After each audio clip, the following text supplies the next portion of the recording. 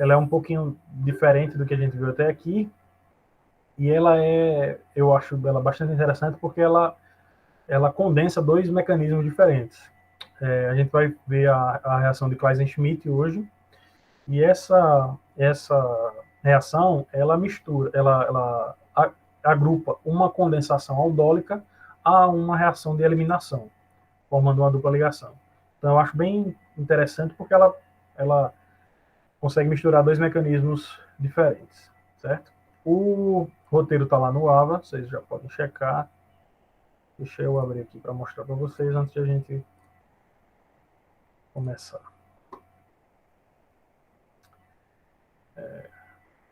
Vocês veem minha tela?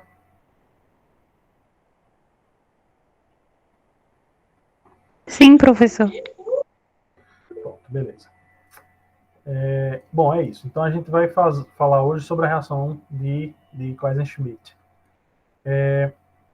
Ela como eu falei, ela é do mecanismo dessa reação. A gente tem uma condensação aldólica seguida de uma eliminação. Então, uma reação de condensação aldólica é aquela que acontece quando um enol reage com um composto carbonílico, e aí vai formar um composto que tem a carbonila e beta a essa carbonila eu vou ter uma hidroxila. Depois essa carbonila ela pode ser de aldeído ou de cetona, né? Depois da adição nucleofílica, desse primeiro mecanismo, vai ocorrer uma eliminação.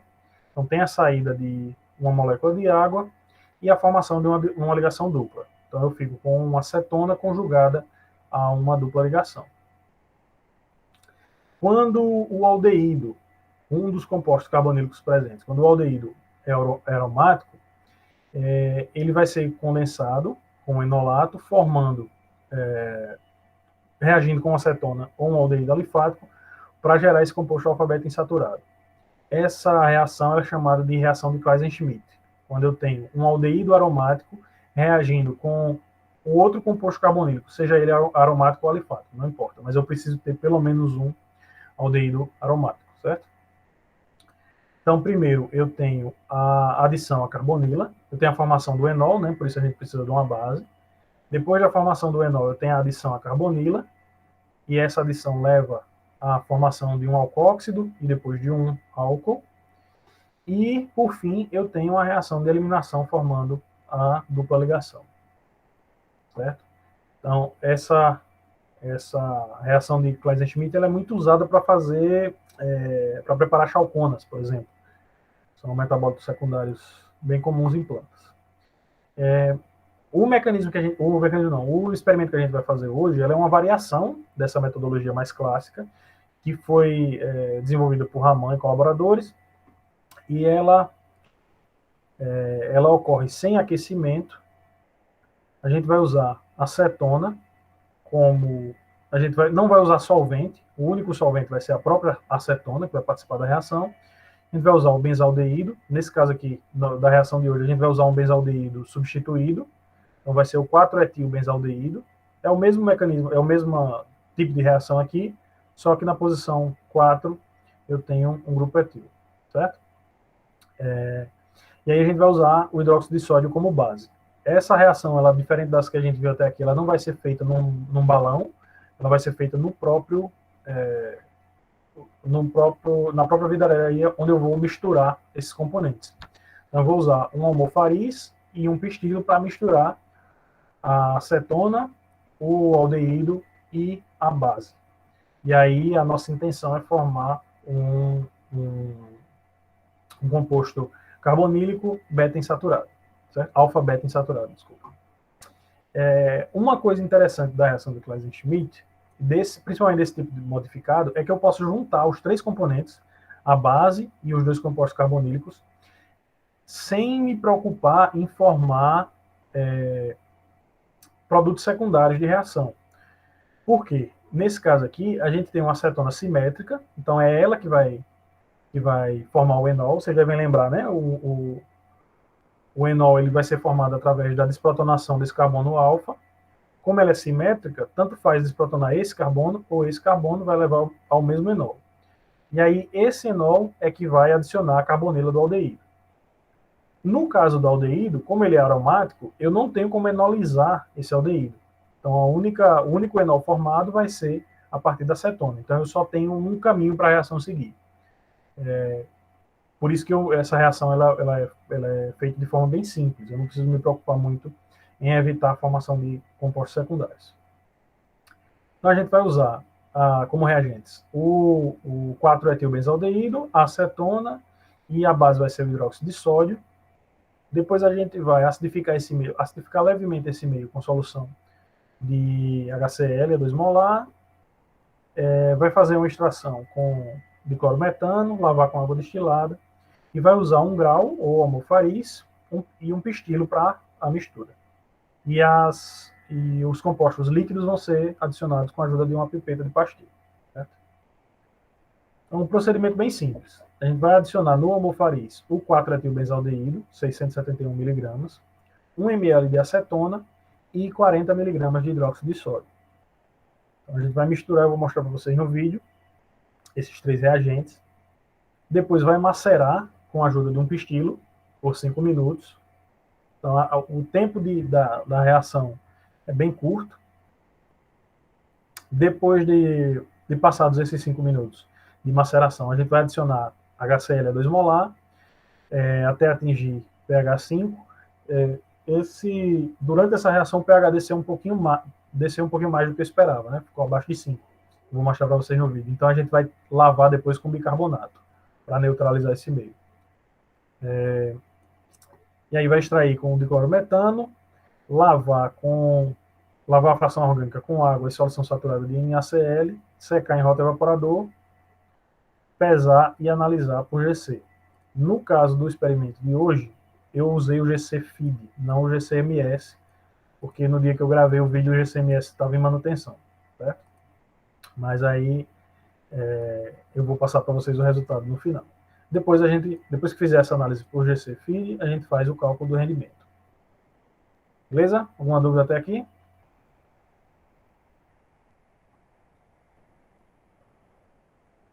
Bom, vamos lá. Então, a gente vai usar o 4-etilbenzoaldeído, é o nosso aldeído aromático. Vai usar acetona, é o nosso segundo composto carbonílico, que vai ser enolizado, e vai usar como base para enolizar essa acetona o hidróxido de sódio, certo? E vai fazer a maceração do material no almofariz, no grau, com a ajuda de um pistilo, que está aqui do lado. Então é uma metodologia bem simples, é só misturar tudo e homogeneizar macerando com o pistilo. Depois a gente vai usar o HCl para acidificar o meio, e a reação ela acontece bem rapidamente. Eu não preciso me preocupar tanto com manter o meio reacional livre de água, porque a reação vai ser feita em ambiente aberto, né? Então, eu vou pesar aqui o hidróxido de sódio, aí eu vou pesar o mais rápido que eu conseguir para fechar o recipiente do hidróxido depois, porque ele é muito higroscópico, né? Eu não quero que ele absorva a água. A gente vai pesar rapidinho, mas o que vai ser usado na reação, eu não preciso me preocupar tanto com manter isso longe de água.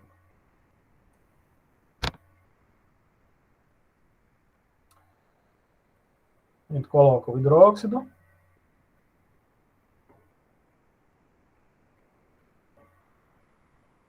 com a ajuda de uma espátula, e aí vai pipetar os outros reagentes que são líquidos, né?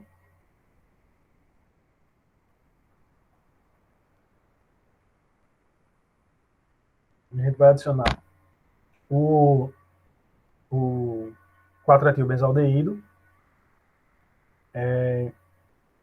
De novo, lembrando, nessa reação de Claisen-Schmidt, como o aldeído aromático ele não é enolizável, eu posso deixar ele em contato com a base sem me preocupar tanto em formar produtos secundários, certo? Nesse caso específico.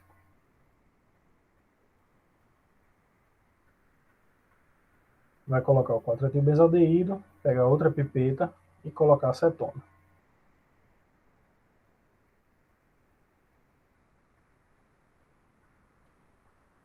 A gente vai macerar durante esses 5 minutos E a acetona, como vocês devem saber, ela é bastante volátil, né? Então, acredito que parte dela volatilize durante esse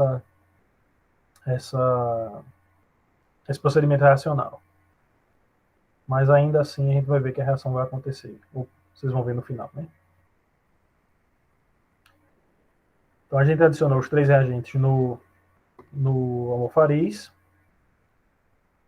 e vai macerar com o pistil. Vocês vão ver, não sei se vai dar para enxergar bem aqui, mas vocês vão ver que eu tenho uma suspensão aqui transparente, não tem cor, certo? E vocês vão ver que depois o produto vai mudar um pouquinho, essa coloração vai ficar um pouco mais amarelada. À medida que a reação vai acontecendo e que parte da acetona vai evaporando, eu vou ficar com um material oleoso mais amarelado, né? Não vai ficar tão transparente. E aí a gente vai fazer essa maceração durante 5 minutos e depois a gente encerra a reação para a reação adicionando o ácido clorídrico. Vai acidificar o meio e vai fazer depois o workup, certo? Então, deixa eu ver se vai dar para ver já no próximo vídeo. Ó, não sei se vocês conseguem enxergar que agora eu tenho um composto mais viscoso e de coloração mais amarelada, certo? Então isso aqui me sugere que a reação provavelmente aconteceu, né? Não dá para saber rendimento, nem se ela foi completa, mas eu já tenho uma sugestão inicial que a reação está acontecendo.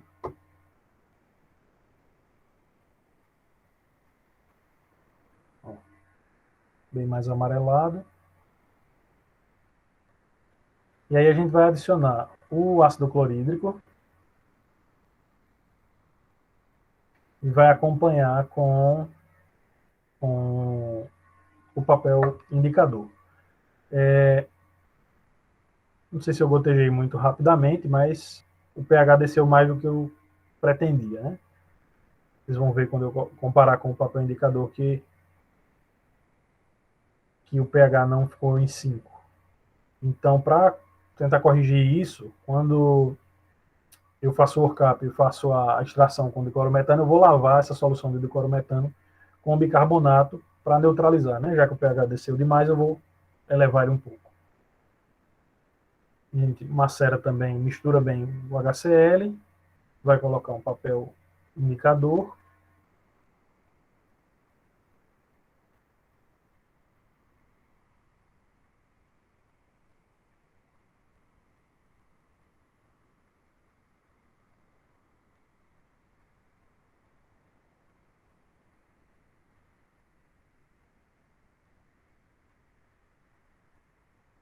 E aí vai comparar a mudança de coloração com o padrão que vem na caixa do papel, certo?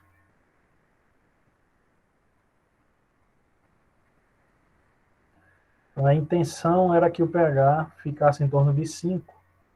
Como vocês vão observar aqui, ele está mais próximo de 3.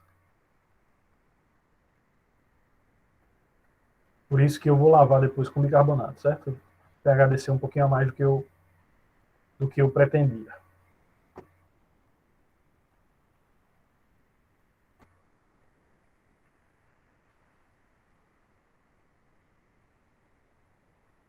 Aqui é só colocando o papel de novo, ele vai dar o mesmo resultado. Deixa eu passar aqui.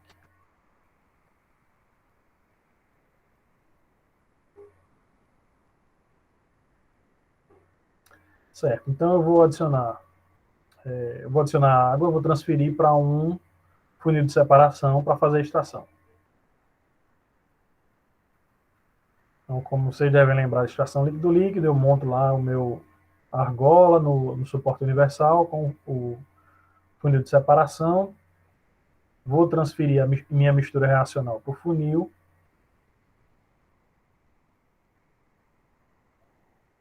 Para fazer a extração líquido-líquido, né? Aquela operação de partição que vocês já estão acostumados.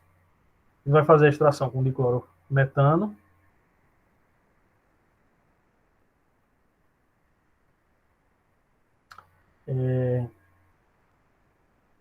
Como vocês devem lembrar, o diclorometano é mais denso que a água, ele vai ser mais denso do que essa solução aquosa, então ele vai ficar embaixo do meu funil de separação, certo? Eu lavo as paredes do grau, vai evitar que haja perda, ou pelo menos para diminuir essas perdas, e aí transfiro para o funil de separação, vou fazer a partição, como a gente já tem visto desde a primeira aula, certo?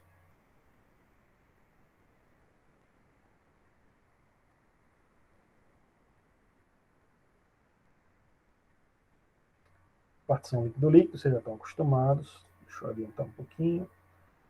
Vai deixar em repouso, separação de fases. Depois que as duas fases se separam no funil, a gente recolhe uma fase num Erlenmeyer e outra em outro. Faz essa extração 3 vezes com diclorometano.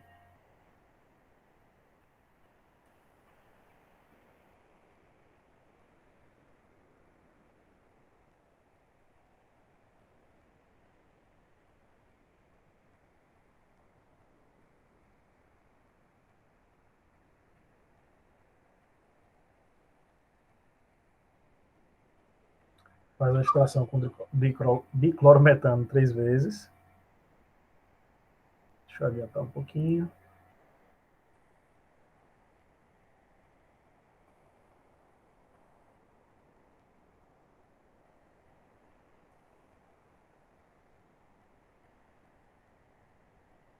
Espera separar, recolhe as fases orgânicas no Erlenmeyer, né? Junta as fases orgânicas. E aí, como eu falei, como o pH desceu um pouquinho mais do que eu esperava, aí eu vou usar uma solução saturada de bicarbonato de sódio para neutralizar qualquer ácido que ainda tenha sobrado nessa solução. A gente vai lavar com bicarbonato.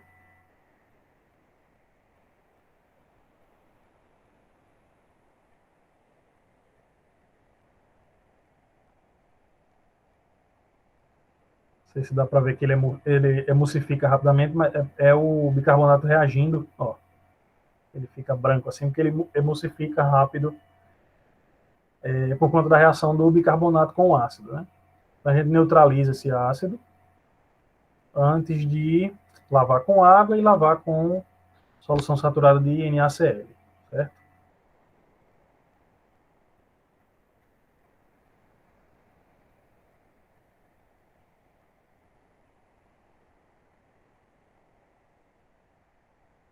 Carbonato, depois lava com água, depois lava com a solução saturada de NaCl.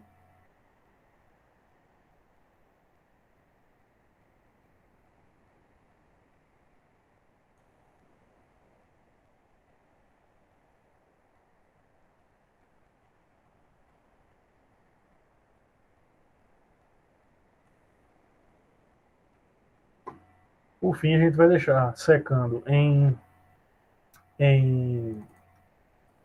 sulfato de sódio, para retirar a umidade. Depois vai filtrar e secar o solvente em rotoevaporador. Vou adiantar aqui. A parte de extração vocês já viram várias vezes.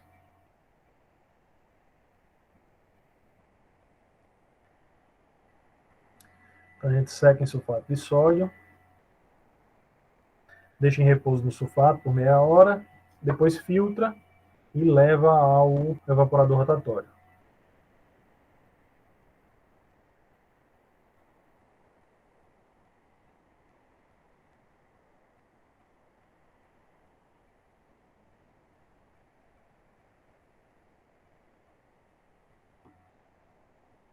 Então, uma reação rápida. A gente consegue executar sem maiores problemas. Então a gente vai colocar no rotoevaporador, vai secar esse solvente e no final a gente vai ficar com um material de caráter oleoso e com essa tonalidade de amarelo claro, certo? Essas características organolépticas dele aqui já me indicam que, pelo menos em parte, a reação aconteceu, certo? Mas aí a gente vai analisar no GC, primeiro a gente vai pesar, depois vai analisar no GC. Então, depois de seco o solvente, retirei o solvente do balão, a gente vai fazer a pesagem. Então, isso aqui é o balão, é o peso do balão com a amostra. Anotem aí para fazerem os cálculos de rendimento depois. E eu tinha anotado aqui no balão o peso do balão sem a amostra. Peraí, deixa eu focar aqui. 52,23 gramas, certo? E aí, esse aqui é a massa do meu produto, dessa mistura reacional, certo? Eu ainda não sei quanto do produto foi formado, se ele foi formado e qual a pureza dele, enfim. E aí isso a gente vai ver no cromatograma a seguir. Deixa eu ver se tem mais algum vídeo.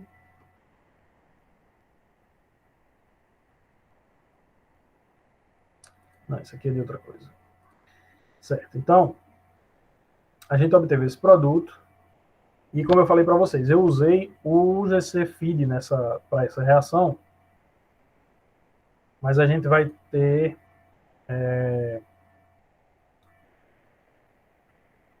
a gente consegue, conhecendo a reação, a gente consegue entender esse resultado para fazer o cálculo do rendimento, certo? Então, diferente do que a gente já viu, do que eu mostrei para vocês antes no GCMS, o GC Feed, o detector do feed é um detector de ionização em chama, certo? Então, ele não vai me dar informações estruturais sobre os compostos. Ele só vai me mostrar que eu tenho quantos compostos eu tenho, quantos compostos foram formados, certo? À medida que os compostos passam pela coluna e atingem o detector, eles vão ser queimados, né? O detector é por ionização em chama, eles vão ser queimados, essa queima gera um sinal elétrico que vai ser traduzido pelo detector, pelo computador, num pico cromatográfico aqui, certo? Quanto maior a quantidade de moléculas de um determinado composto que atinge o detector, maior a área do pico, como a gente já viu também para o GCMS, certo? Então, isso aqui é o cromatograma do reagente, do 4-etilbenzoaldeído. Então, a gente só tem o 4-etilbenzoaldeído, né? Ele está puro. Esse sinal aqui é o sinal do solvente que eu usei para diluir, para preparar a amostra. Diferente do GCMS também, como eu não tenho essa preocupação de saturar o detector, todo produto que chega ao detector ele vai ser queimado, eu não preciso cortar o solvente. Então, eu vejo o solvente também na minha corrida cromatográfica. Então, esse aqui é o meu material de partida. Quando a gente olha o cromatograma do produto da reação, vou ver que eu tenho parte do material do reagente que sobrou, isso aqui continua sendo o solvente, parte do reagente que sobrou, e eu tenho aqui o meu produto que foi formado, certo?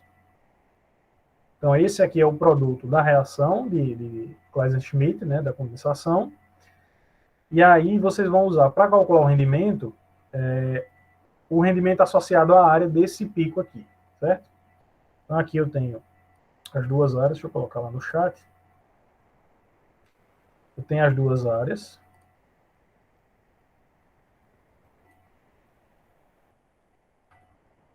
O pico 1, a área do pico 1 é a área do reagente, que não reagiu completamente, e o 2 é a área do meu produto, né, do produto pretendido para a reação. E aí vocês vão usar, como a gente já viu nas aulas passadas, essa conversão da área do pico, essa aproximação da área do pico em relação ao número de mols de produto formado para determinar o reagente, o rendimento. Beleza? E aí vocês vão ver o quão eficiente foi ou não foi essa reação de Claisen-Schmidt e vão discutir sobre ela no relatório. Certo? Dúvidas? Professor, diz de novo qual foi então a técnica certinha que foi utilizada? Agora na cromatografia? Isso. É chamada de cromatografia, cromatografia gasosa também, só que ela é associada a detector de ionização em chamas. Essa aqui é a sigla em inglês, que eu acabo esquecendo e usando mais em inglês, e a sigla em português é essa. Certo? Então, cromatografia gasosa, GC, acoplada a detector de ionização em chama. Certo? Ela é mais simples do que o GCMS. Ela é um detector que mostra somente que os compostos atingiram esse detector. Certo? Ela não vai me dizer qual é o íon molecular, ou qual é. Ela não vai me dar informações estruturais. A informação que o GC-FID nos dá, ela é simplesmente cromatográfica, certo? Ela vai dizer, no tempo de retenção tal, um composto atingiu o detector. E aí eu vou trabalhar em cima dessa informação cromatográfica.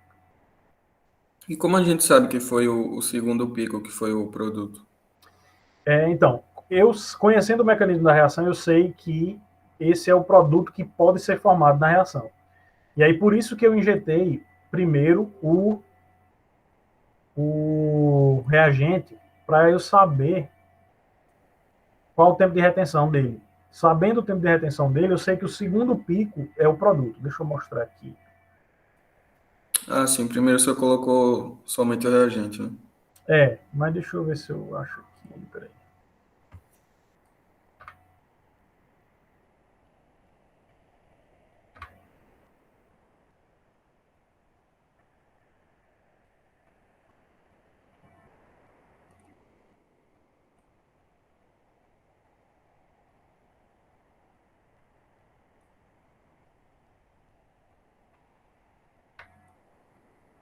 Eu coloquei primeiro o reagente, só o reagente, certo? Então, vou mostrar aqui para vocês. Essa linha preta, ela é a corrida cromatográfica só do reagente. Isso aqui de baixo, certo? A linha rosa é o do meu produto reacional. Então vocês podem ver que eu tenho o meu pico do reagente que sobrou, que não reagiu, tem o mesmo tempo de retenção nas duas corridas, e tenho o segundo composto, que é o meu produto formado, certo? Por isso que eu fiz uma corrida do reagente primeiro, porque senão não teria como saber qual era o tempo de retenção, qual era o produto, qual seria o produto, qual seria o reagente.